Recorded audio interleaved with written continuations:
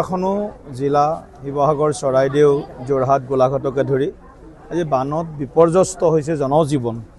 গতিকে আমি আজি আহি এই ক্ষতিগ্ৰস্ত বানগ্ৰস্ত লোকসকলক এষাৰি মাত দিবৰ কাৰণে আৰু এই সময়খিনিত তেখেতসকলৰ লগত কিছু মত বিনিময় কৰাৰ লগতে চৰকাৰৰ ফালৰ পৰা যি ধৰণে সাহায্য অভিযান চলিছে, উদ্ধাৰ অভিযান চলিছে, গোটেইবিলাক কথা আজি আমি ইয়াত আহি আলোচনা কৰিছোঁ। প্ৰশাসন চৰকাৰৰ বিভিন্ন আমাৰ বিভাগৰ বিষয়াসকল আছিলে।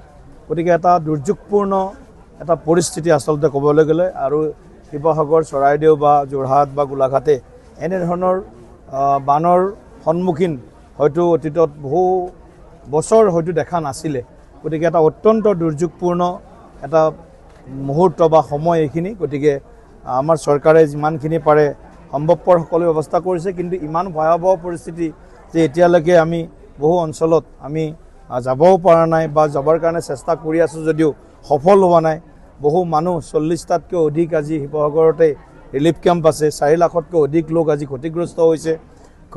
ঘৰচীয়া জীৱ জন্তু, পোহনীয়া জীৱ জন্তুৰ পৰা আৰম্ভ কৰি ঘৰ, খেতি পথাৰৰ পৰা আৰম্ভ কৰি বিভিন্ন আন্তঃগাঁথনি আজি ভাঙি থান বান হৈ গৈছে। গতিকে ইতিমধ্যে কেন্দ্ৰীয় প্ৰতিনিধি দল এটা আজি আহি ডিব্ৰুগড়ত উপস্থিত হৈছেহি।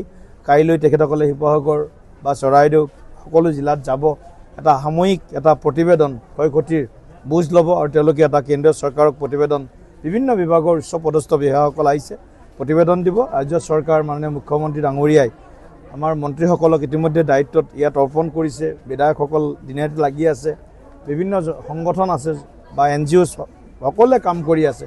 গতিকে দুখৰ সময়ত ভাৰতীয় জনতা পাৰ্টীয়েও আমি আজি আহি কিছু বস্ত্ৰ সামগ্ৰী আই মাতৃ বা জ্যেষ্ঠসকলক বা বেমাৰ যিসকলৰ হৈ আছে বা যিসকলক চিকিৎসাৰ প্ৰয়োজন আছে তেনেকুৱাবিলাক বিষয়েও চোৱা চিতা কৰাৰ কাৰণে আমাৰ চৰকাৰৰ ফালৰ পৰা চিন্তা চৰ্চা বা কাম কাজ চলি আছে।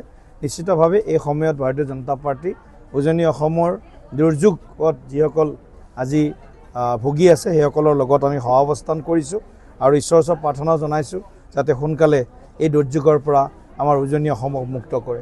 এতিয়া পানী লাহেকৈ কমিবলৈ আৰম্ভ কৰিছে। পানী কমাৰ পিছত সকলোতকৈ ভয়ংকৰ পৰিস্থিতিটো হ'ব স্বাস্থ্যৰ ক্ষেত্ৰত। হয়, স্বাস্থ্যৰ ক্ষেত্ৰত আটাইতকৈ ডাঙৰ সমস্যা পানী যেতিয়া শুকোৱা আৰম্ভ কৰিব, ইয়াতে বিভিন্ন ধৰণৰ মহামাৰী বেমাৰৰ পৰা আৰম্ভ কৰি গোটেই কথাবিলাক আমি খুব সংবেদনশীলতাৰে লক্ষ্য কৰিছোঁ, আৰু যাতে ভৱিষ্যতৰ সময়ত পানী শুকোৱাৰ পিছতো যাতে ক'তো এনেধৰণৰ মানে মহামাৰীৰ কোনো ধৰণৰ ৰূপ নলয়, তাৰ কাৰণে স্বাস্থ্য বিভাগক আমি যি সতৰ্কতা বা স্বাস্থ্য বিভাগক যি নিৰ্দেশনা দিব লাগে, নিৰ্দেশনা মুখ্যমন্ত্ৰী চৰকাৰৰ ফালৰ পৰাও আহিছে। আমিও আজি গোটেইখিনি কথা বিস্তৃতভাৱে আলোচনা কৰিছোঁ।